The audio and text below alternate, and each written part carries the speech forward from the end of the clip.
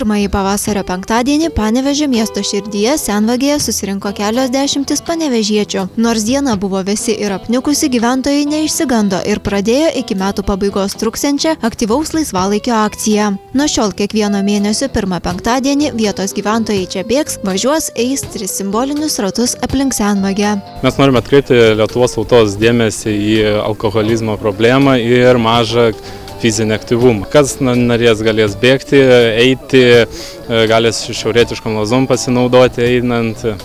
Riedučiai viskas tinka, viskas būna.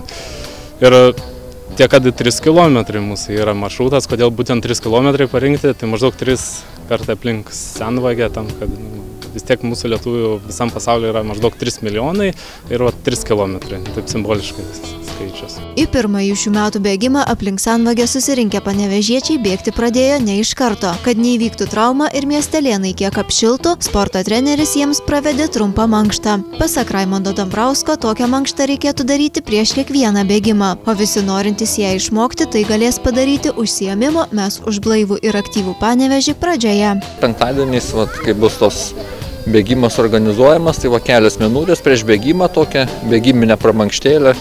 Jo pravesiu visą laiką, gal atsiras ir kažkoks kitas treneris, bet jeigu jau nebus kitų, tai tada aš jau pravedinėsiu. Galėsite išmokti tempimo pratimus, tokios bėgiminius, kas reikalinga prieš bėgimą padaryti tempimą, apšilimas ir tokia pramankštėlė trumpa, greita, tokia bėgiminė pramankštėlė galėsite pamatyti ir pabandyti patys padaryti. Bėgime Mes už blaivų ir aktyvų Panevėžį galime išvysti ir susitikti su daugybės miesto įmonių ir skirtingų profesijų atstovais. Šįkart itin ryškus buvo picerijos, kurioje neprekiaujamas svaigalais atstovai. Jie pažadėjo bėgime dalyvauti ko ne kiekvieną mėnesį. Mes esam tik pica atstovai, kuri irgi taip pat yra nealkoholinė picerija Panevėžyje.